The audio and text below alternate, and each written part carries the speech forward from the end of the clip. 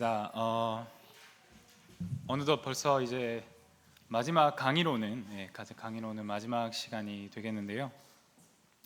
하반기에 우리가 들어와서 이렇게 세미나를 쭉 진행해 오면서 우리 성도님들 느끼시겠지만 하반기는 소그룹을 잘 이끌어 나가는 리더 이런 쪽으로 좀 중점적으로 우리가 세미나를 진행해 오고 있었습니다. 소그룹이 왜 중요한가, 또 소그룹의 이론과 리더의 소양에 대해서도 보았고, 또 우리가 중간에 상담을 잘 할 수 있는 그런 기술들도 보았고, 또 소그룹 교육법에 대해서도 우리가 나눠 보았습니다. 이렇게 다채롭게 공부를 해 보았는데요. 오늘은 이제 앞서 배운 내용들을 조금 통합적으로 다루면서 소그룹 인도와 교육의 어떤 실제적인 팁들, 그리고 더불어 시간이 가능하면 한번 잠깐 실습도 해보는 그런 오늘 시간 되겠습니다. 소그룹 교육의 실제라는 주제로 함께 오늘 교육을 진행해 보도록 하겠습니다. 우리 강의안을 다 받으셨을까요? 그러니까 우리 강의에 참여하시는 분들은 책자가 있는데 책자 안에 내용이 없습니다. 강의안을 모두 받으셔야 하거든요. 못 받으신 분 손들어 표해 주시면 우리 갖다 드리겠습니다. 네, 감사합니다. 오늘 강의의 순서는 이렇게 됩니다. 소그룹을 인도할 때에 좀 필요한 부분들, 좀 못다한 이야기들을 담아봤습니다. 소그룹 인도 팁에 대해서 먼저 좀 설명을 드리고요. 그리고 두 번째로 소그룹을 잘 교육할 수 있는 도구들, 특별히 우리가 참여형 교육을 추구합니다. 요즘에 많은 어떤 교육기관들에서 참여형 교육을 추구하는데, 이때 사용할 수 있는 좀 유용한 도구들, 그리고 간편한 도구들을 좀 모아봤습니다. 그래서 함께 나누는 시간 되겠습니다. 그리고 마지막으로 간단한 실습, 시간이 된다면 간단한 실습과 함께 오늘 강의가 마무리되겠습니다. 자, 먼저 소그룹 인도 팁입니다.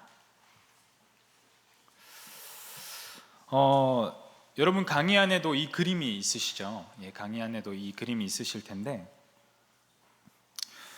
소그룹을 여러분 우리가 리더로서 인도해 나갈 때 이 소그룹 생명 주기라는 이것에 대한 이해가 꼭 필요합니다.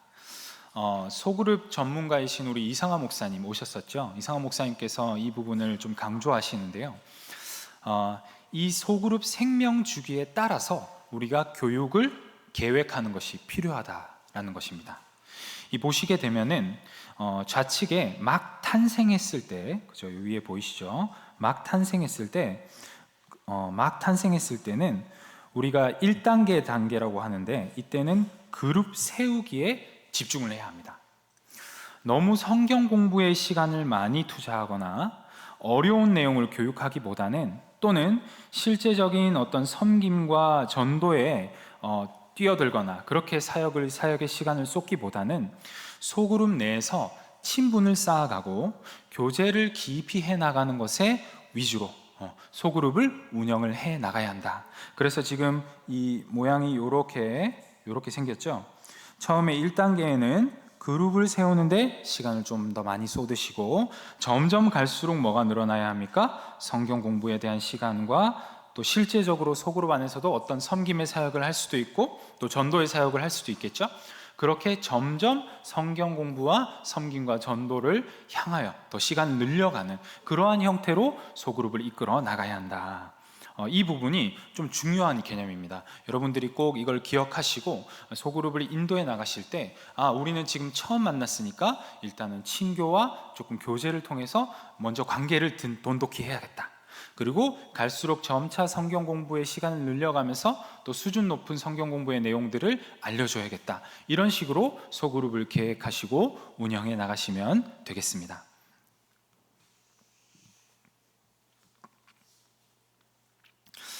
두 번째는 모임 준비하기입니다. 여러분들 너무 이 기본적인 내용들이라 다 잘 아시겠지만 한 번 더 환기할 필요가 있을 것 같습니다. 내가 소그룹의 리더가 되어서 구역이든 어떤 장이 되었든 소그룹의 리더가 되어서 모임을 어떻게 준비할 것인가. 먼저는 첫째로 소그룹 구성원들을 놓고 당연히 기도를 해야 합니다. 우리가 아무리 탁월한 내용을 준비를 하고 계획을 하더라도 이 성도의 모임은 성령께서 도우시지 않으시면 의미가 없습니다. 기도로 준비를 하시는 것이 필수적이다. 여러분, 너무 기본적인 내용이죠. 그리고 두 번째로 조력자를 세워라. 조력자를 세워라. 여러분, 소그룹은 혼자 운영해 나가는 것이 아닙니다. 교회의 소그룹은요, 일방적인 어떤 정보 전달, 그것으로 끝나는 모임이 아닙니다. 함께 말씀을 통해서 회복하고 변화를 추구하고, 그런 것이 교회의 소그룹입니다. 때문에 적절히 조력자를 섭외해서 그분께 또 역할을 부여하면서 도움을 구하며 함께 세워져 나가는 것이 교회 소그룹에 있어서 중요한 부분이다. 그래서 조력자를 세우는 것이 중요하다. 또 여러분, 실효적으로 생각을 해보았을 때도 리더 혼자서 모든 것을 끌고 가기에 좀 버겁습니다. 그래서 나눠서 감당하면 부담도 덜하고요. 또 자연스럽게 나눠서 역할을 부여하게 되면 어떤 참여형 분위기, 교육 분위기가 형성될 수 있기 때문에 어떤 조력자를 세워서 소그룹을 운영하시는 게 좋겠다라는 것입니다. 부담스럽지 않은 선에서 돌아가면서 역할을 감당해 보기도 하고, 또 간식 준비를 돌아가면서 한다던가, 이런 부분들을 역할을 부여하는 것이 참 중요하다라고 할 수 있겠습니다. 우리 세 번째로 한번 읽어보실까요? 세 번째, 시작. 네, 여러분, 장소도 잘 정해야 합니다. 물론 교회당에서 많은 분들이 모이고 계신 줄로 아는데요, 가까운 장소, 서로가 모이기에 오다가 너무 피로감이 심하지 않은 그런 장소를 잘 섭외하시고, 모두가 편안함을 느끼는 장소여야 하고, 산만하지 않아야 되고, 방해받지가 않고 시간에 쫓기지도 않아야 되고, 그런 장소를 잘 준비하는 것이 소그룹을 인도하는 리더들에게 필요한 부분이다. 여러분, 근데 최근 들어서 점점 이 젊은 층일수록 외부의 카페 공간을 굉장히 편안하게 느껴야 합니다. 교회당 공간을 오히려 조금 예배 중심적인 엄숙한 공간으로 받아들이고요, 젊은 세대일수록. 그래서 도리어 이렇게 좀 마음을 열지 않는 경우가 있고, 오히려 조금 가끔은 한 번씩 이렇게 야외에서 카페 공간이나 이런 부분에서 한 번씩 모여주는 것이 오히려 마음을 또 쉽게 열 수 있는 방법이 될 수 있으니까, 이렇게 적절하게 안배하셔서 모여주시면 되겠습니다. 제가 이 코로나 기간 때 이제 아무런 모임을 할 수 없는 상황에서 이 줌으로 신방을 했었는데요, 개 중에는 줌으로 신방했을 때 자기 얘기를 더 잘하는 친구들이 있더라고요. 왜 그랬을까 했더니, 어떤 학자가 말하기를 자기 방에서 있기 때문에 마음이 편안한 거예요. 그래서 그 친구가 보다 더 자기 자신의 어떤 사적인 얘기들을 더 할 수도 있다라고, 물론 사람마다 조금 다른 면은 있지만 그런 경우들도 있었습니다. 그래서 꼭 우리가 이곳에서만 모여야 돼 이렇게 고집할 필요 없이 가끔은 한번 변화를 주시는 것도 좋은 방법이 되겠다라는 것입니다. 그리고 네 번째로 한번 같이 읽어보실까요? 시작. 네, 하명주 교수님께서도 오셔서 말씀하셨듯이, 오늘날 우리 손에 모두 핸드폰이 들려 있는 것은 정말 이 소그룹들을 잘 케어하고 보살피라고 주신 하나님의 선물이다라고 하였습니다. 우리가 평소에도 친절하고 따뜻한 메시지를 잘 보내면서 교제를 하셔야겠다. 특별히 이 모임에 대하여서 공지할 때도 정확하고 친절하게 공지하는 것이 중요합니다. 그리고 다섯 번째로 한번 읽어보실까요? 시작. 네, 모임에 딱 막 닿았을 때 갑자기 준비하는 것이 아니라 미리부터 내용을 어떻게 우리가 짤 것인가. 그리고 저희 구역 예배지가 나가지만 구역 예배지를 당연히 해설을 보면서 준비하시겠지만, 준비하실 때 이런 내용은 너무 어렵거나 우리가 소화하기 힘들다 하는 것은 또 빼기도 하고, 네, 이런 부분은 좀 강조하고 싶다 하면은 강조해서 준비하고, 이렇게 여러 가지 흐름들을 다 이렇게 준비를 해서 소요 시간까지 잘 계획을 하는 것이 중요합니다. 여섯 번째로 시작. 네, 먹는 것을 싫어하는 모임은 없습니다. 오늘 우리 유년부에서 떡볶이를 맛있게 했던데요, 좀 매워서 어떻게 애들이 먹었나 모르겠습니다. 근데 전 너무 맛있더라고요. 최고였습니다. 하여튼 먹는 것을 싫어하는 모임은 없습니다. 초대교회도 이런 말씀이 있습니다. 여러분 잘 아시죠? 기쁨과 순전한 마음으로 함께 음식을 먹고. 하나님을 찬미하며. 사도행전에 나오는 말씀인데요. 모였을 때 이렇게 적절한 음식과 함께 이렇게 모임을 가질 때 당연히 사람이 마음이 편해지고 조금 더 서로에 대해서 친밀하게 교제를 할 수 있습니다. 다만 주객이 전도되어서 먹고 노는 시간에 너무 많은 시간을 할애하고 성경 공부는 5분만 하고 이러면 좀 곤란하겠죠. 네, 잘 안배를 하셔야 됩니다. 자, 7번째 같이 마지막입니다. 읽어보시겠습니다. 시작. 네, 여러분, 우리가 리더로서 잘 든든히 서 있어야 합니다. 더 은혜가 많이 필요합니다. 리더가 처지면 모두가 처지겠죠. 리더가 기분이 나쁘면 그게 다 이렇게 전달이 되게 돼 있습니다. 때문에 우리 리더는 은혜가 떨어지면 안 됩니다. 은혜가 늘 충만해야 되고, 그것을 위해서 언제나 예배에 잘 참석하셔서 은혜를 얻으시고, 또 기도 시간을 꼭 지키셔서 기도로 은혜를 이어가셔야 되는 것이죠. 이렇게 기본적인 소그룹 리더의 자세에 대해서 우리가 살펴보았습니다. 자, 다음으로 보고 싶은 것은 모임 전후 관리하기입니다. 모임 전후 관리하기. 우리 함영주 교수님께서 오셨을 때 정말 중요한 내용 짚어주셨습니다. 효과적인 소그룹의 4요소라고 해서 함영주 교수님께서 이렇게 말씀해 주셨습니다. 첫 번째로 relating, 관계 맺기. 이건 뭐냐면 정기적으로 관계를 맺는 것, 인격적인 어떤 라포를 형성해야 된다. 관계를 치밀하게 맺어야 한다는 것이고요. 두 번째, sharing, 나눔하기. 어떤 공감적인 경청, 변혁적인 적용까지 나아가는 이것이 sharing이고요. praying, 기도하기. 도고 기도하고 서로를 위해서 기도하고 지속적으로 또 기도해 나가고. 마지막으로 caring, 돌봄하기. 주중에도 관심을 보여야 한다. 이 부분. 네, 말씀을 실천하는 데까지 나아가고. 자, 그래서 여러분 이렇습니다. 1번과 4번은요, 제가 지금 이렇게 붉은 표시를 해놨는데 보통 소그룹 모임의 전후로 운용하게 되는 부분일 겁니다. 어쩌면 여러분 2번, 3번에 우리는 너무 많은 집중을 할 수가 있는데요, 그것보다 정말 이 2번, 3번의 이 활동이 더 깊이 있게 일어나기 위해서, 더 잘 운용될 수 있기 위해서는 앞부분에 관계를 형성하는 것과 뒷부분의 소그룹이 끝나고도 잘 케어해주고 돌봐주는 것이 너무나 중요하다는 것입니다. 이 1번과 4번의 단계가 리더가 잘 수행하지 않았을 때 소그룹은 일방적인 지식 전달에 그치는 모임이 되거나 피상적으로 그냥 나누고 형식적으로 나누고 끝나게 되는 그런 경우들이 생기게 되는 것이죠. 우리 모임이 너무 드라이하다, 뭔가 좀 이렇게 깊이 있는 모임이 안 된다 했을 때는 우리가 1번과 4번에 더 집중을 하셔야 한다, 리더로서. 그래서 저번에 함 교수님도 강조하셨듯이 꼭 소그룹 모임에만 딱 모이는 것이 아니라 그 전에도 가끔 1대1로 좀 대화를 하시고 또 1대1로 만나서 교제하시고 커피도 마시시고, 이런 부분들이 너무나 중요하다. 이건 정말 강조해야 될 부분이라고 생각하기 때문에 꼭 여러분들 기억해 주시면 좋겠습니다.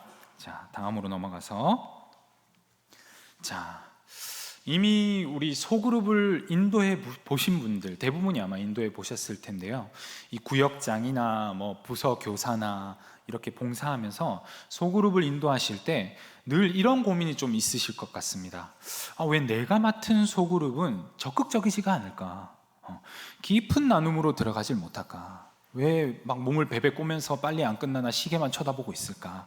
이런 생각을 좀 해보신 적 있으실 겁니다. 고민이 드시는 분들이 있을 건데요, 심지어 앞서 살펴본 관계 맺기나 돌봄을 열심히 해도 관계가 깊어졌는데 구역 예배 시간만 되면 소그룹 모임 땡 시작만 하면 적극적인 참여는 없고 깊은 나눔이 되지 않을까, 이런 고민들 말입니다. 자, 그런데요, 이런 고민들을요, 일반 회사나 대기업들, 직장인들도 이미 하고 있었습니다. 이 보다 직원들이 더 자유롭게 좋은 의견들을 낼 수 없을까? 회의에서 이런 고민들을 대기업들이 했습니다. 그래서 그런 고민 안에서 요즘에 조금 유행하는 개념이 퍼실리테이션이라는 개념이 유행을 하고 있습니다.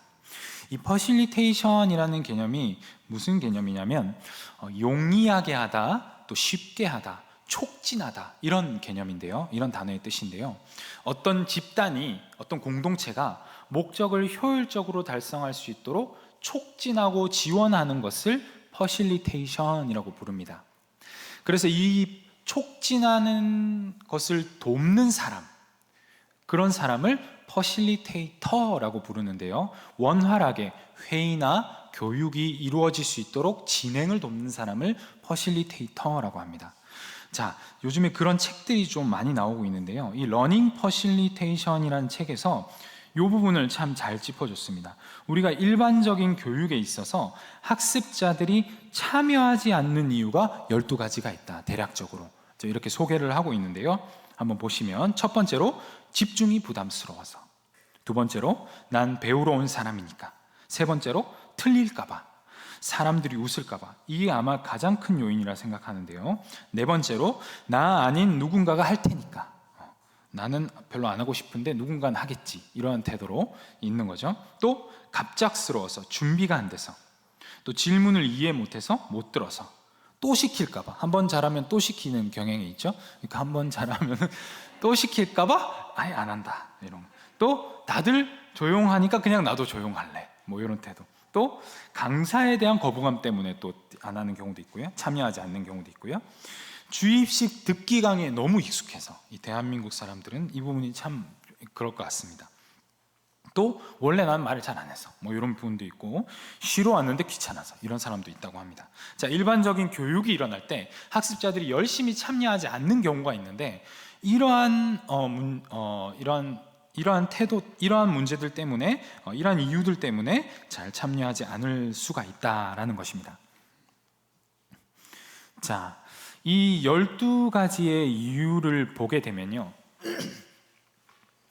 특히 여러분, 우리 한국 교육, 대한민국 교육에서 이 주입식 교육과 정답을 찾는 교육에 익숙한 학습자들은 참여하는 것에 대해서 본능적으로 불안함이 있다라고 합니다. 이해가 되실 겁니다. 소그룹에 이렇게 선뜻 들어갔을 때 뭔가 내가 말을 먼저 꺼내기가 어렵다, 말하기가 힘들다, 그런 거죠. 이것을 발언의 공포라고 부르는데요, 여기 교환에 나와 있죠. 발언의 공포 때문이다. 이것을 해결할 수 있는 그런 방법이 무엇인가 했을 때 바로 이 방법이 필요하다는 것입니다.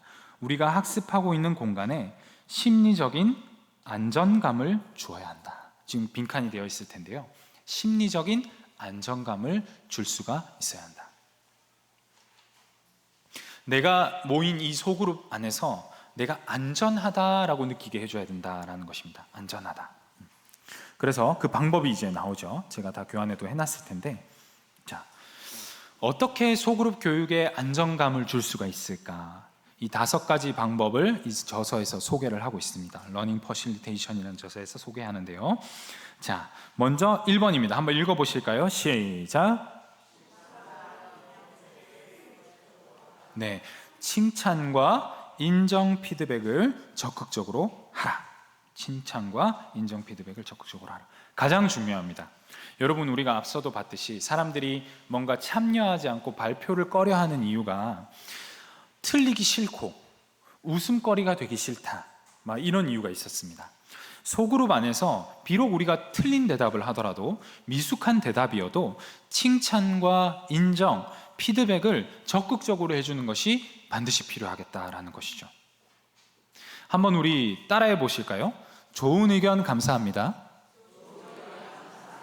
예, 따라해야 됩니다. 이게 평소 때 안 하신 분들은 입 밖으로 잘 안 나올 거예요. 그죠? 우리 너무 비난에 익숙하지 않습니까? 그래서 연습이 필요합니다. 좋은 의견 감사합니다. 아, 훌륭한 답변입니다. 예, 여러분 표정과 함께 가야 됩니다. 표정은 전혀 그렇지 않은데 그 영혼 없이 하시면 안 되고요. 아, 훌륭한 답변 감사합니다. 시작. 네, 정말 이런 이 리액션이 필요하다는 것이죠. 그러면은 이 발표를 했던 그분이 얼마나 힘을 얻고 또 다시 한번 발표를 할 수 있는 그러한 마음의 힘을 얻게 되는 것이죠. 자, 이걸 하실 때 또 꼭 필요한 게 있습니다. 뭡니까? 격려의 박수와 함께. 박수 한번 쳐보실까요? 네. 몇몇 조는 분들이 있어가지고. 네. 그리고 우리 두 번째도 한번 읽어보시겠습니다. 두 번째, 시작. 네, 우선 둘씩 대화를 한번 시켜봐라. 여러분, 처음부터 다수의 사람 앞에서 자기의 의견을 말하는 것은 두렵고 어려울 수 있습니다. 그러나 옆자리에 앉은 동료에게 내 의견을 말하는 것은 그에 비해 그다지 어렵지가 않습니다. 대부분 사람들은 여러분 생각이 크게 다르진 않습니다. 물론 크게 다른 분들이 계중에 존재하시긴 한데요, 일반적으로 크게 다르지 않습니다. 그래서 옆 사람 조언을 통해서 내 생각을 나눈 학습자는 한결 편안함을 느끼고 그룹 안에서 발표를 할 수 있게 되는 것입니다. 내 의견이 아니라 이제 둘의 의견이 되었기 때문에 그렇습니다. 뭔가 확인을 받게 되는 것이죠.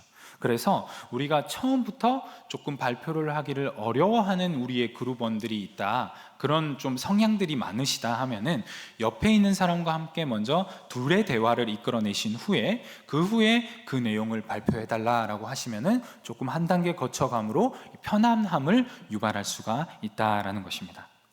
자, 세 번째도 한번 보시겠습니다. 읽어보시겠습니다. 시작.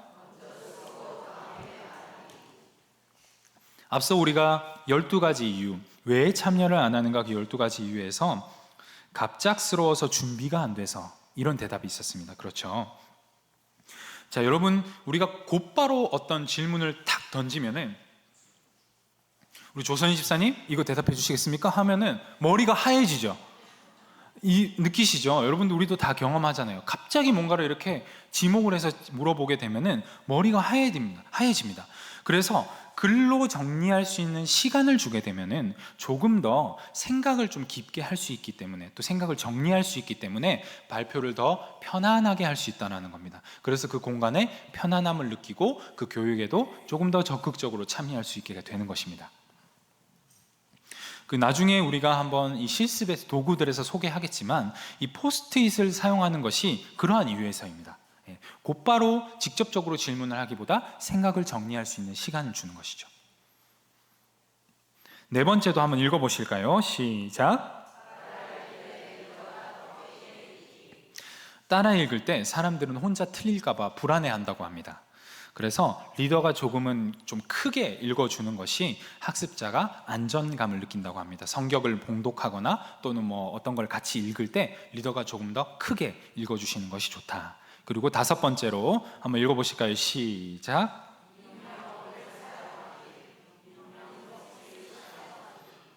핸드폰이 익숙하신 분들은 요즘에 익명 어플이라고 해서 뭐 이런 어플들이 많이 있습니다. 혹시 필요하시면 저에게 말씀하시면 제가 소개를 해드릴 텐데요. 그러니까 익명으로 이 자기의 어떤 질문을 던졌을 때 그 질문에 대해서 학생들이 더 어떤 솔직한 대답을 내놓는 것이죠. 저도 이게 수련회에서 한번 제 기억에 온라인상으로 모였을 때 한번 써봤는데요. 익명으로 뭔가를 질문했을 때 아이들이 좀 엉뚱한 소리도 하기도 하는데 아주 솔직한 이야기를 더 뱉어냅니다. 우리가 이렇게 익명이 아닐 때는 좀 가식적인 얘기를 할 수가 있습니다. 조금 더 거룩하게 포장해야 될 것 같은 그런 이런 강박이 누구에게나 성도님들에게는 조금씩 있을 것 같은데요. 조금 더 내면의 소리를 이렇게 내야 할 때, 조금 필요할 때는 이런 익명 어플을 사용하거나 익명 포스트잇을 사용하는 것도 좋은 방법이다. 이렇게 운용을 하시면 되겠다라는 것입니다. 이렇게 소그룹 교육에 사람들이 이렇게 불안함을 느껴 하고 참여하기를 거부하는 이유들이 여러 가지 있는데, 그것을 해소하기 위해서 우리가 이러한 5가지 방법들을 적극적으로 활용하시면 참 도움이 되겠다라는 것입니다. 이렇게 정리를 하고요, 넘어가겠습니다. 자, 이제 조금 실제적인 실전에, 앞서 말씀드린 건 조금 이론에 가까웠다면 이제 좀 실제적인 도구들, 교육에 활용할 수 있는 도구들을 소개해 드리고 싶습니다.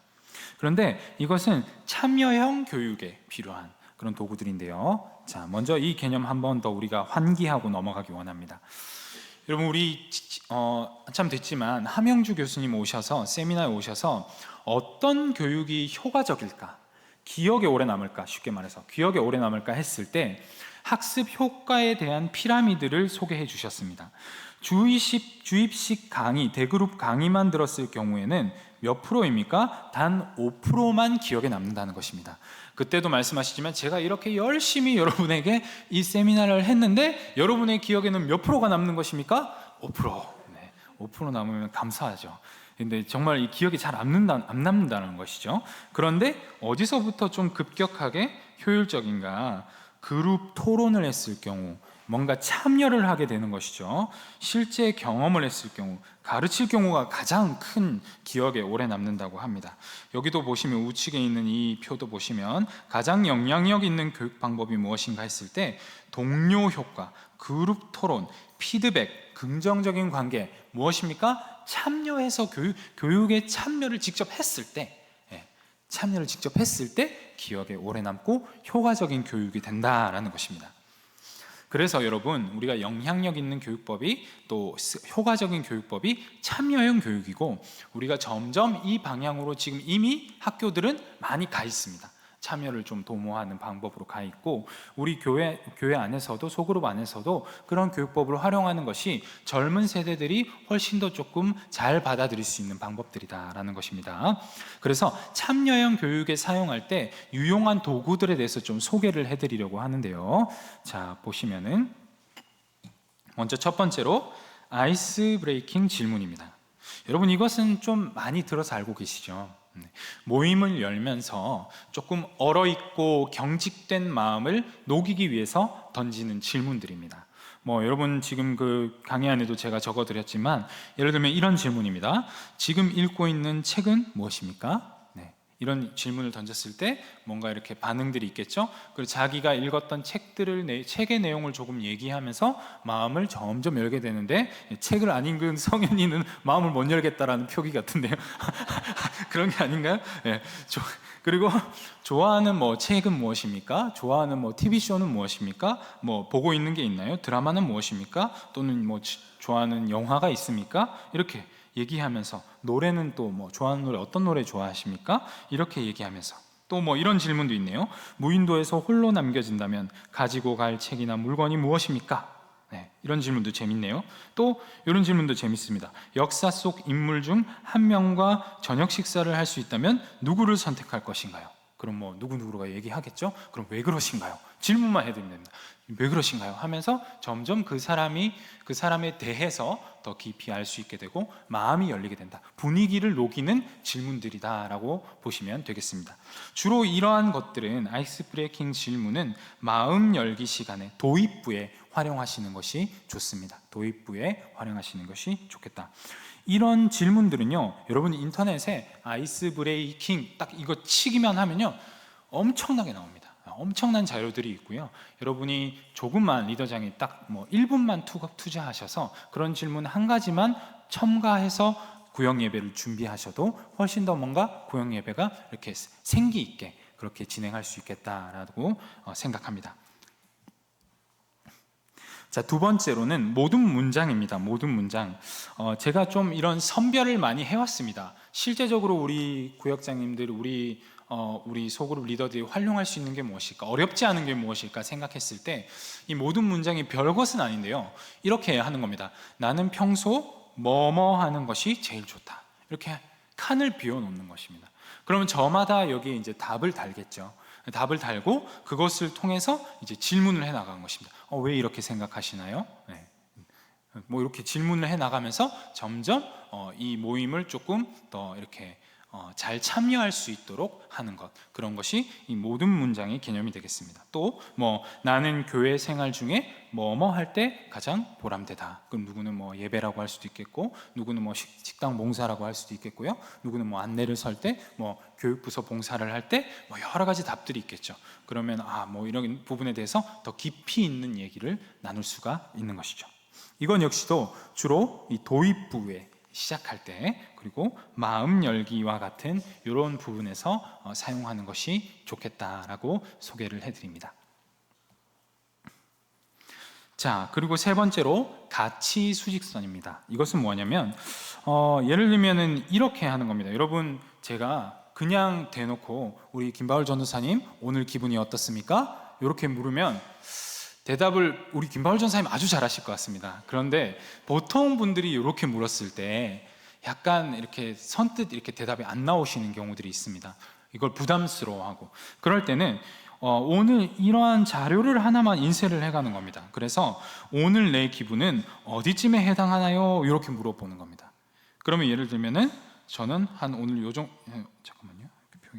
한 요 정도 된 것 같습니다. 예. 조금 피곤해가지고 이렇게 왔습니다. 기분 아주 좋습니다. 이 정도 표기를 하는 겁니다. 그러면은 이것을 이제 리더나 또 소그룹원들이 직접 보게 되지 않습니까? 그러면 그것에 대해서 왜 이 정도이실까요? 왜 이 정도 기분이실까요? 누군가는 여기에 있을 수도 있습니다. 그죠? 여기. 그럼 오늘 무슨 일 있으신가요? 무슨 이렇게 대화가 이어지게 되겠죠.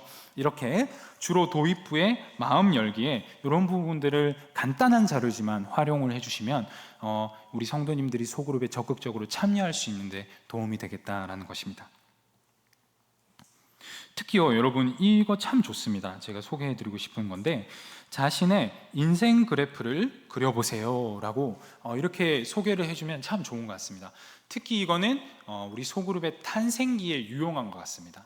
이해가 되시죠? 처음에 이렇게 소그룹에 처음 만나게 된 분들이 많이 계시다 했을 때 자기 인생 그래프를 한번 그려보세요. 이렇게 이 그림을 하나 나누어주면은 이제 그리는 거죠. 자, 저를 예를 들어서 표현하자면 저는 10대 때 너무 행복했습니다. 그리고 20세 때 조금 너무 불행했습니다. 그리고 30대 때 지금 상암교회 만나서 여기 있습니다. 여기. 그래가지고 이렇게 저는 제 그래프는 이렇습니다. 그러면 이제 리더는 뭐 하면 되겠습니까, 여러분? 리더는 뭐 하면 됩니까? 얼마 전에 터키 그리스 갔다 와서 지금 여기 있습니다. 여기. 네, 너무 좋은 시간이었는데요. 너무 자랑해버렸네요. 죄송합니다.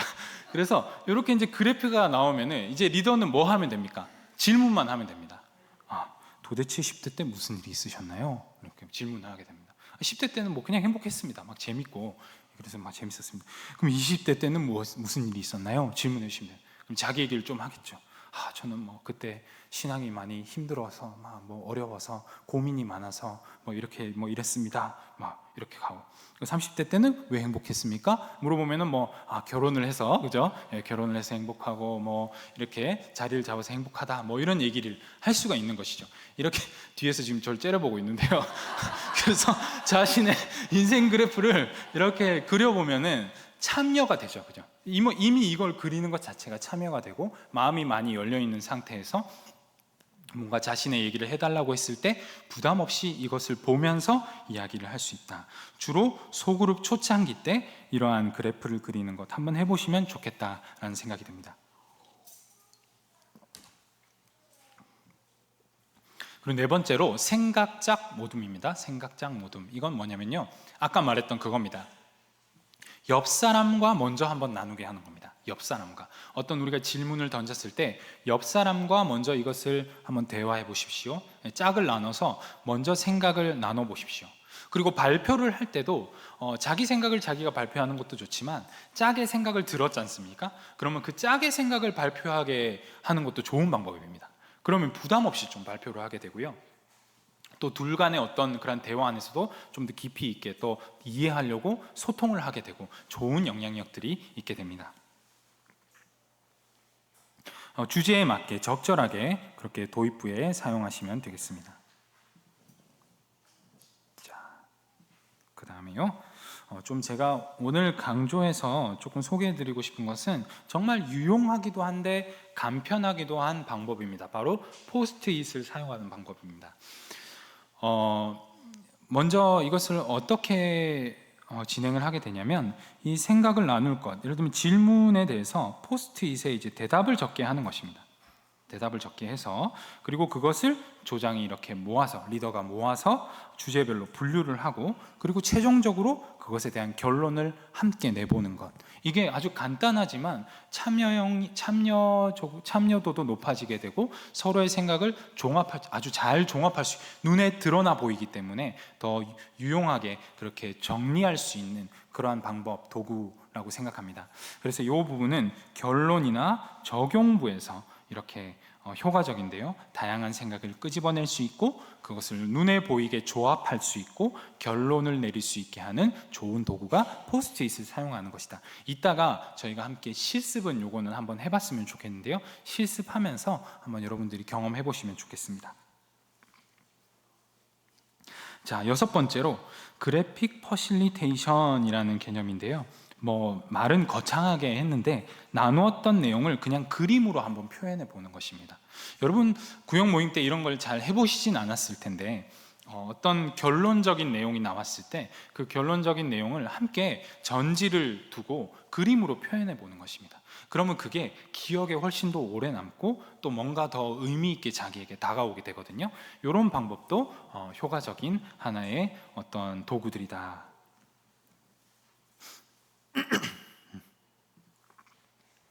다음으로 질문입니다.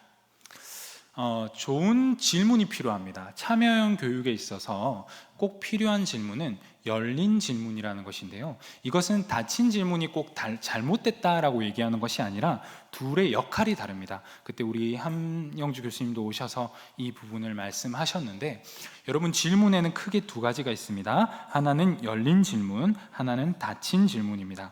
열린 질문이라는 개념은 답이 여러 개가 나올 수 있는 질문이고요. 닫힌 질문이라는 것은 답이 정해져 있는, 하나로 정해져 있는 질문이 닫힌 질문이라고 할 수 있겠습니다. 때문에 여러분 마음을 열게 하거나 어떤 깊은 나눔이 일어나게 하기 위해서는 어떤 질문을 활용해야 되는 것이겠습니까? 열린 질문을 활용을 하는 것입니다. 반면에 여러분 우리가 성경을 같이 관찰을 합니다. 거기 우리 구역 예배지에 보면은 이러한 내용을 성경에서 찾아보시오 하는데 열린 질문을 할 수 있을까요? 할 수 없습니다. 성경 질문에 대한 정답을 관찰해내는 것은 닫힌 질문으로 해야 되고, 해석도 아마 대부분의 우리 성도님들은 어떤 해석에 대해서 여러 가지 다양성을 추구하시기는 힘드시기 때문에 그런 교재에 나와 있는, 그나마 우리가 매일 성경은 아주 오래된 성경이 교재입니다. 때문에 아주 그런 주석학자들이 대부분 참여하시기 때문에 그런 해석도 닫힌 질문 안에서 해결을 해야 되는 부분이고요. 우리가 이 참여형 소그룹, 참여형 교육 안에서는 이 열린 질문을 잘 활용하는 것이 중요하다. 그럼 열린 질문은 어떤 질문인가? 자, 예를 들어서 이런 질문들입니다. 여러분 그 조엘 코미스키 책 다 읽으셨죠? 소그룹 책. 그 책이 좀 유용한 부분들이 실제로 쓸 수 있는 부분들이 많이 있는데 요 열린 질문에 관해서도 다루고 있습니다. 무엇에 대해서 여러분은 어떻게 느끼십니까? 느낌은 다 다르겠죠? 답이 정해져 있는 게 아니죠. 너는 슬퍼야 해, 이런 답이 나오진 않죠. 너는 기뻐야 해, 이런 답이 나오진 않습니다.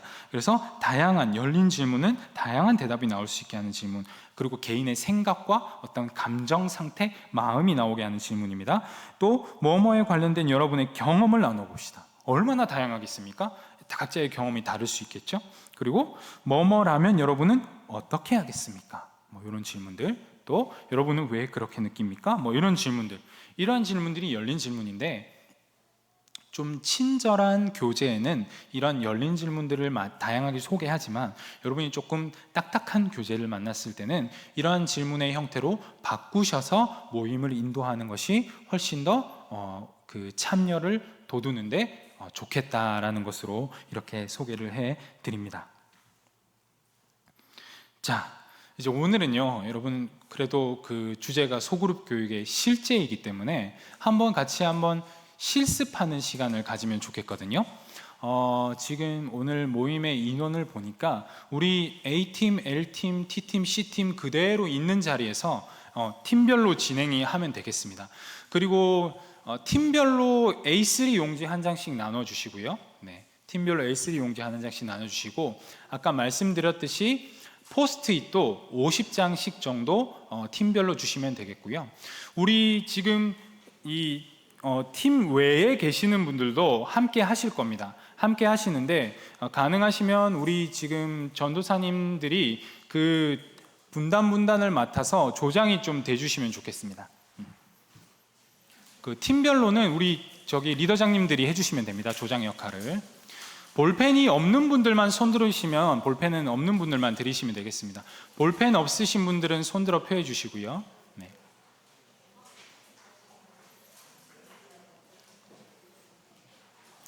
자, 분단 조정이 조금 필요할 것 같습니다. 우리 죄송하지만 여기 우리 유겸이 앞쪽으로 우리 김재봉 권사님, 박혜경 권사님까지 저 뒤에 우리 박지수 집사님까지 요렇게 한 조 되겠습니다. 좀 붙어 앉아 주시면 좋은데요. 요 한 분단위. 예. 이렇게 조금 가까이 앉아 주세요. 예, 맨 우측에 계신 분들이 좀 가까이 앉아 주시고. 네. 자, 팀별로 A3 한 장씩, 그리고 포스트잇은 팀별로 한 50장 이상씩 나눠 주시면 되겠습니다.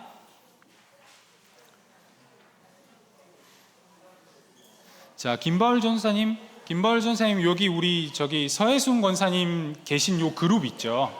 요 그룹의 조장 역할을 해주세요. 요 뒷부분까지 다 하시면 됩니다. 모두 모아서. 이해되셨죠?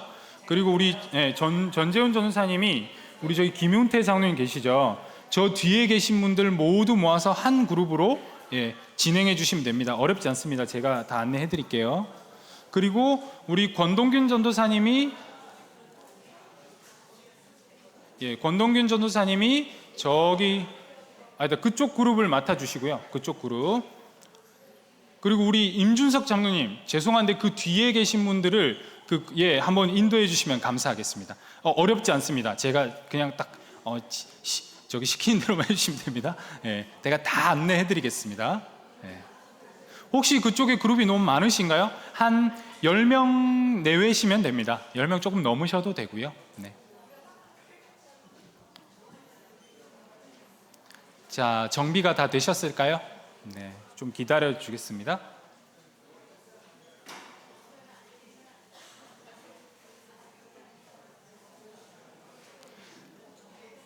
네, 부담 안 가지셔도 됩니다. 아주 간단히 진행할 거니까요. 부담 안 가지셔도 됩니다.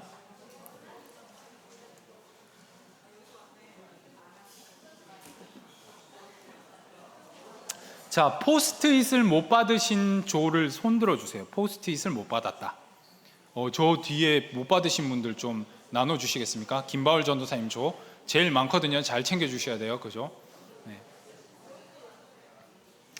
네, 어느 정도 정리가 된 것 같네요. 자, 자리해 주시면 이제 진행을 한번 해보겠습니다. 자, 여러분, 우리 현재 구역 예배지로 나가고 있는 것이 뭐 필요하신가요, 장로님? 혹시 뭐 없거나 필요하신 거 있으면 한 번 더 손들어서 표해 주세요. 없으시죠? 네. 자, 우리가 매일 성경 이 책에서 구역 예배지를 만들어서 여러분들께 배포해 드리고 있습니다. 구역자님들 다 아시죠? 그래서 그 안에 보면은 구역자님들에게 해설을 먼저 드립니다. 그리고 그 구역 예배지도 내용이 이렇게 진행이 되는데 그 내용을 토대로 우리가 한번 응용을 해보는 것입니다. 자, 먼저 보면은 우리 그 구역 예배지를 보면 지금 여러분에게는 없습니다. 이 앞에 보시면 됩니다. 하나님이 기뻐하시는 뜻으로라는 주제로 6월 넷째 주 내용이 이렇게 나옵니다. 여러분, 로마서 12장 1절 8절인데요. 자, 1절 2절만 같이 한번 펴보실까요? 성경책 있으신 분들 한번 펴주시기 바랍니다.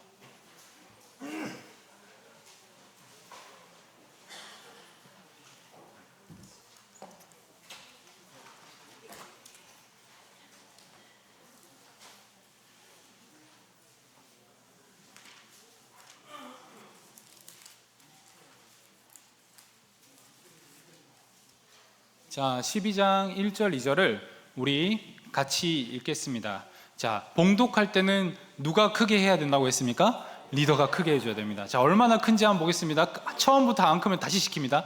자, 시작.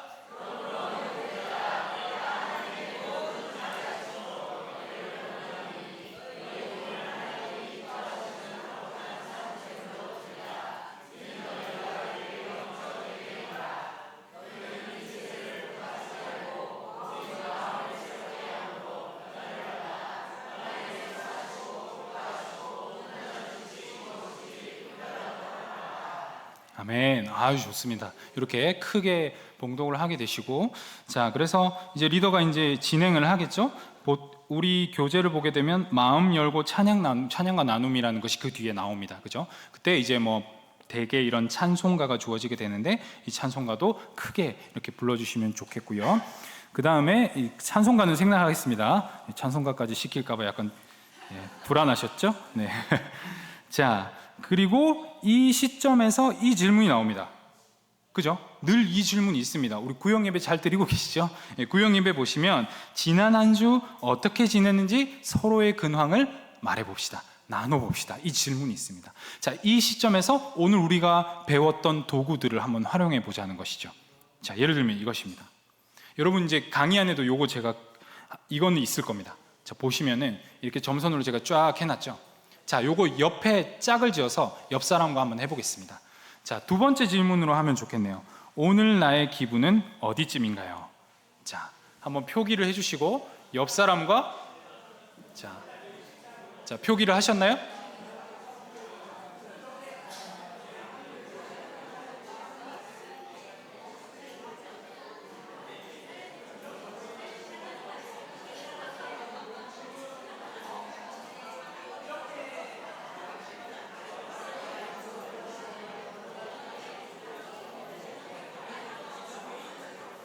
자, 표기를 하였으면 이제 그 표기에 대해서 질문을 해야겠죠. 당연히 질문을 하고 계시죠. 네.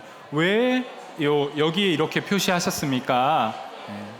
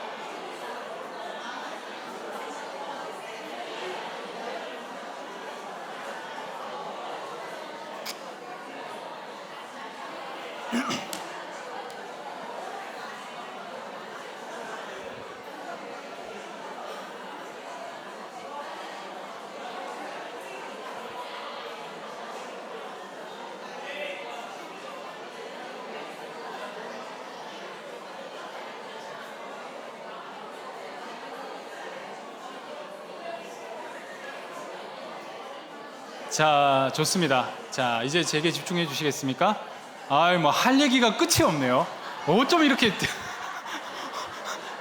저희 뭐 참여 교육 필요 없는데요? 너무 참여를 잘하시는데? 예, 이렇게 만담이 펼쳐지고 있습니다, 지금. 이렇게 뭔가 별거 아니지만 간단한 도구를 한번 거쳐서 갔을 때 대화가 더 유연해지고 뭔가 눈에 보이는 그런 것으로 드러났기 때문에 뭔가 이야기를 이어나가기 편하시다. 자, 이제 그만해주세요, 이제. 다음 거 진행해야 됩니다. 저 시간이 다 돼가거든요. 자, 합주기가 됩시다. 예. 감사합니다. 아주 좋습니다. 너무 잘 따라와 주셔서 감사합니다. 자, 다음 걸로 넘어가 볼게요. 요거는 이제 다음에 옆짝꿍이랑 많이 하시고요. 못다한 얘기는, 중요한 얘기는 내일 전화하셔서 하시면 되고요. 자, 또 이런 것도 가능합니다. 여러분, 뭐 주제와 연관해서 우리가 앞서 로마서 9절을 1절, 2절 읽었을 때 무엇입니까? 거룩한 삶의 예배, 그런 예배였죠. 그래서 리더들이 이걸 한번 만들어 보는 겁니다. 주제와 관련해서 지난 한 주간 나는 거룩하게 살았습니까? 해놓고 신호등을 이렇게 땡땡땡 해놨어요. 빨간 건 뭐겠습니까? 별로 안 거룩하게 산 거겠죠. 노란 거는 뭡니까? 중간쯤은 산 거고, 이 파란 거 선택하기 쉽지는 않을 것 같은데 이 파란 불을 또 체크할 수도 있겠죠. 그래서 이것도 뭐냐면 어떤 직접적으로 바로 그런 질문이 나가기보다는 이러한 도구를 한번 거쳤을 때 조금 더 이렇게 유연하게 참여할 수 있게 되는 그런 도구로서 활용할 수 있다라는 것입니다. 자, 그래서 이제 그 후에 뭐가 나오냐면요, 보통 다른 교재들도 일반적으로 마찬가지입니다. 이제 뭐 들어가겠습니까? 성경으로 들어갑니다. 앞에 나온 건 뭡니까? 마음 열기. 그러니까 마음 열기 위해서 예를 들면 뭐 일상을 나누고 찬양을 하고, 그 다음에 이제 본격적으로 뭐 들어가냐면 성경 내용 들어가잖아요. 그 성경 내용은 여러분 뭐 다른 여지가 거의 없습니다. 뭐 가능하신 분은 조금 더 깊이 연구하셔도 되지만 교재 해설을 참고하셔서 충실하게 준비해 주시면 됩니다. 보면은 교재 해설, 저희 거 매일 성경 해설 보시면 그리스도인은 자기 몸을 하나님이 기뻐하시는 거룩한 산제물로 드리는 예배자입니다. 그리스도인은 어떻게 삶의 예배를 드릴 수 있습니까? 이게 이제 질문이 나오고 이 답을 달아놨습니다. 자기 몸을 하나님께서 기뻐하시는 거룩한 산제물을 드리고, 이런 답들이 잘 달려 있으니까 이것을 충분히 숙지만 하시면 됩니다. 그리고 이대로 같이, 이것은 열린 질문이 없습니다. 열린 질문을 물론 만들어낼 수는 있지만 열린 질문을 할 필요 없이 성경 내용을 관찰한 그대로 이렇게 답을 달아주시면 됩니다. 그리고 이제 이 성경을 본 내용을 가지고 나눔으로 나아가고 적용으로 나아가고 결론으로 나아가고 이렇게 되는 것이죠. 그래서 우리 교재에도 나눔이 늘 있습니다. 나눔. 그래서 어떤 나눔이냐면, 여러분 이 성경 말씀을 생각하시면서 이 나눔의 이야기를 들어보십시오. 일상 속에서 세상의 요구를 거부하며 하나님의 뜻대로 사는 것이 우리가 마땅히 드려야 할 예배입니다. 오늘날 우리가 본받지 말아야 할 시대 풍조와 따라야 할 하나님의 뜻이 각각 무엇이며 이 둘을 분별하는 기준과 방법에 대해 이야기해 봅시다. 사실 좀 제가 느끼기에는 좀 어렵습니다. 그러니까 질문을 좀 너무 길게 만들었고, 짧을수록 좋거든요. 길게 만들었고 조금 여러 가지 질문이 한꺼번에 담겨 있습니다. 그래서 이럴 때는 우리 리더님들 보시기도 딱 어렵죠. 그러면 포인트를 하나 잡아서 이 질문을 교정하는 것도 좋습니다. 간단한 질문으로 만들어 보는 것이죠.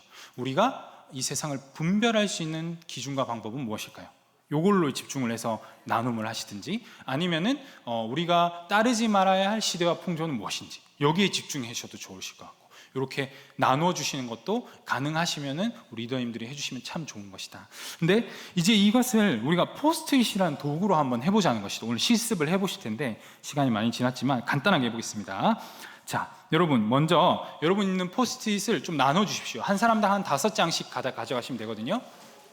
자, 한 사람당 한 5장씩 가져가셔서 그 포스트잇에 한 3장 정도, 한 2장 정도만 적어 주십시오. 이 시대에 본받지 말아야 할 문화와 풍조를 한번 자기 생각을 적어 보십시오. 간단하게. 이 세대에 본받지 말아야 할 문화와 풍조는 뭐가 있나? 내가 생각하기에 이 시대에는 이거는 진짜 본받으면 안 되겠다. 우리가. 뭐 음란도 있을 것이고, 뭐 불륜도 있을 것이고, 뭐 이렇게 황혼이라고 하나요? 뭐 그런 것도 있으실 것이고, 뭐 여러 가지 있겠죠. 여러분이 생각하기에 이 시대에 본받지 말아야 할 문화와 풍조를 이렇게 포스트잇에 적어 보십시오. 한 2개 정도만 적어 보십시오. 제가 30초 드리겠습니다. 네, 한 장에 하나씩, 한 장에 한 내용만 적으시면 좋습니다. 나중에 이렇게 종합하기가 좋거든요. 한 포스트잇에 여러 가지 빼곡히 적지 마시고 하나 적으세요. 하나의 내용 적으시고 또 다른 한 장의 포스트잇에 또 한 가지를 적으세요. 너무 많죠? 근데 욕심 안 내셔도 됩니다. 다른 사람이 또 적어줄 겁니다. 그러니까 2가지만 한번 적어보십시오. 자, 다 적으신 것은 우리 조장님이 A3 종이 내드렸을 겁니다. 그 A3 종이에 잘 보이게 상단부터 쫙 이렇게 차례로 정렬해서 한번 붙여주십시오. 다 적으신 내용들, 본받지 말아야 할 문화와 풍조에 대해서 적은 내용을 A3 용지에 상단에 쫙 적어주십시오. 붙여주십시오. 정렬을 해서.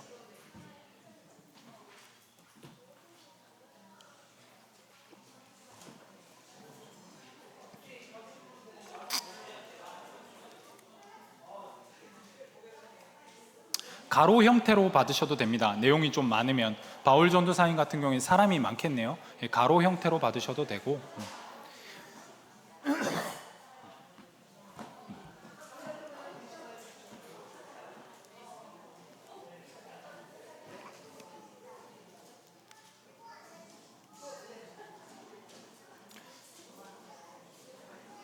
자, 이제 아직 못 적으신 분은 없으시죠? 네, 지금 적어서 이제 붙이셔야 됩니다. 붙여주시고 간단하게 하고 마무리를 하겠습니다. 네.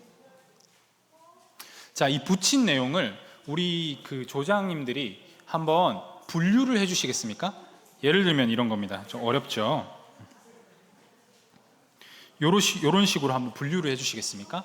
예를 들면 요 카테고리는 성적인 문란에 해당하면 그렇게 한번 모아주시고, 이 카테고리는 뭐 외모지상주의에 해당하면 묶어주시고, 또 이 카테고리는 금전주의 뭐 또는 기복주의 뭐 이런 거에 해당하면 묶어주시고, 네, 그렇게 묶어서 상단에 이렇게 적어주시면 됩니다. 이거는 성적 문란이구나, 이거는 뭐 외모지상주의구나.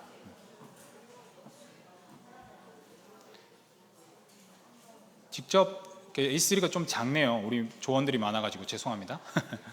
네, 조원들 A3를 네, 네.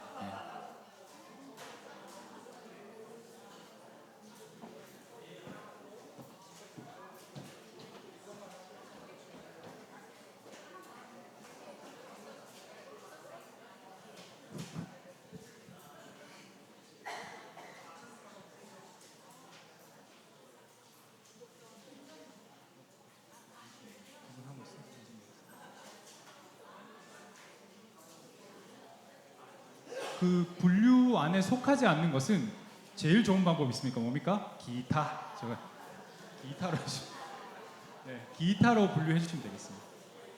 어디에 속하지 않는 것들은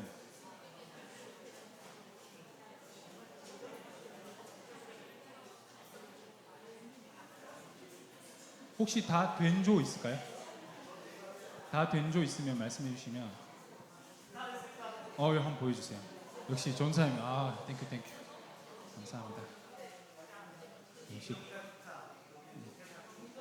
그 예를 들면은 지금 이제 조원들의 의견들이 요 밑에 쫙 나왔지 않습니까? 그것을 이렇게 이제 구조화한 겁니다. 그 주제별로 묶은 겁니다. 물질주의. 성도님이 사치와 낭비에 대해서 이제 이렇게 얘기를 해주셨는데 그걸 물질주의로 이렇게 이제 분류를 했고, 또 뭐 불륜, 뭐 예를 들면 결혼 안 하는 것, 뭐 성적인 문란, 뭐 이런 거, 성적 문란이 많네요.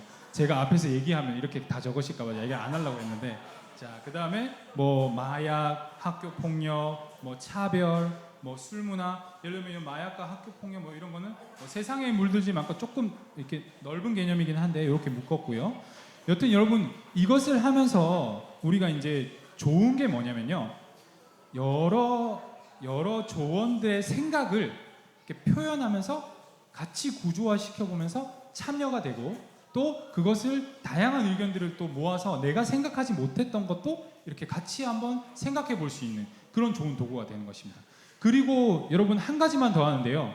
이제는 자, 이 본받지 말아야 될 이 문화를 해결하기 위해서 우리가 실천할 것을 한번 적어봅시다. 우리가 실천할 것.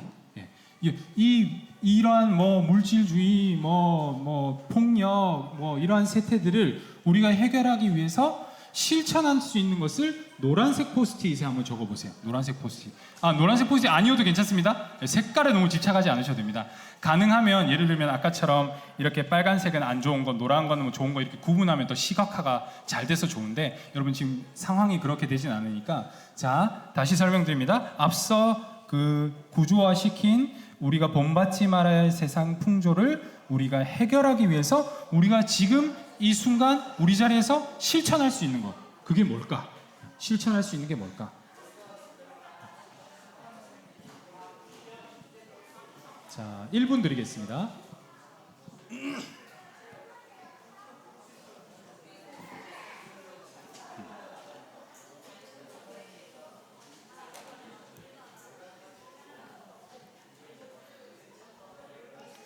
또 그 적은 것을 이제 그 밑으로 쭉 붙여주시면 됩니다.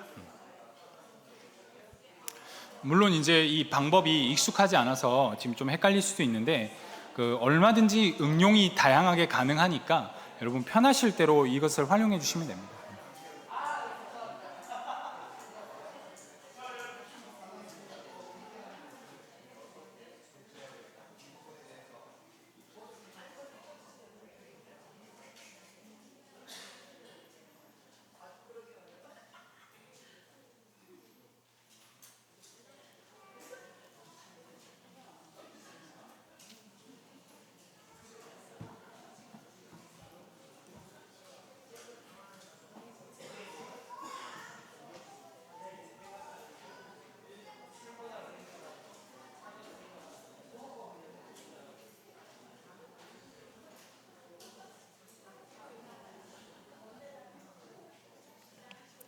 제가 시간 관계상 막 디테일하게 하진 않았는데요. 여러분들 얼마든지 이 느낌만 받으셔도 내가 다음에 할 때는 이렇게 해봐야지 생각이 지금 드실 겁니다. 그죠? 이렇게 해봐야지 계획이 생기실 텐데, 자, 이것을 함으로써 예를 들면 뭐 음란에 대해서는 내가 우리 자녀들을 뭐 음란하지 않는 뭐 이런 방향으로 교육하겠다. 또는 뭐 내가 있는 자리에서 이것을 위해서 뭐 기도하겠다. 해결하기 위해서 뭐 적극적으로 무언가를 더 뭐 참여하겠다. 뭐 예배를 더 잘 드릴 수 있도록 뭐 하겠다. 뭐 이런 식으로 여러 가지 이제 해결 방안들도 나올 겁니다. 그죠? 그 해결 방안들을 한번 붙여보고, 또 그 가운데 정말 해결 방안을 많이 작성해 내신 분들, 이런 분들한테는 한번 조 안에서 발표도 시켜보고, 이런 식으로 참여형 교육이 포스트잇이라는 간단한 도구로 많이 활용할 수 있겠다라는 것입니다. 예, 여러분 혹시 이 포스트잇을 해나가는 데 있어서 뭐 이해가 되시죠? 제가 어떤 것을 의도하는지 아마 이해는 하셨을 것입니다. 이렇게 활용하셔서 여러분의 소그룹을 조금 더 참여형 형태로 좀 많이 참여하면서 분위기 좋은 그런 소그룹으로 이끌어 가시기를 축복합니다. 준비한 내용이 뒤에 뭐 제가 이제 말로만 설명드리고 끝내겠습니다. 자, 집중해 주시면요. 이제 저를 봐주시겠습니까? 그리고 이제 마무리 하실 때 예를 들면은 저는 이렇게 한번 준비해 봤습니다. 이렇게 하나님의 말씀을 따라서 잘 분별하고 거룩한 삶을 살았을 때 이상적인 사회의 모습을 그림으로 함께 표현해 봅시다. 이해되시죠? 전지 같은 거 하나 주고 이렇게 우리가 실천했을 때 어떤 좋은 사회가 되겠냐, 그림으로 한번 표현해 보면서 기억에 남기는 것이죠. 그 말씀대로 살아가 보고 기억에 남기고, 이런 식으로 우리가 지금 배웠던 도구들을 활용할 수 있다. 자, 여러분 이런 부분들에 관한 교육 자료들이 요즘에 참 많이 있습니다. 이상화 목사님 쓰신 저서에도 많이 있고, 또 우리 읽으셨던 조엘 코미스키 그 책에도 충분히 좀 많이 소개되고 있으니까 그런 걸 잘 활용하셔서 풍성한 소그룹의 어떤 리더가 되시기를 소원합니다. 제가 기도하고 마치겠습니다. 하나님 감사합니다. 주님 주신 이러한 좋은 도구들로 정말 우리가 세워진 그 자리에서 우리 소그룹 인원들을 인도해 나갈 때 정말 하나님 말씀 안에서 서로 잘 교육받고 또 풍성한 소그룹을 형성할 수 있도록 주님 우리가 더 배워나가게 하시고 그 안에 은혜 주시고 주님의 능력으로 덧입혀 주시옵소서. 예수님 이름으로 기도합니다. 아멘. 네, 감사합니다.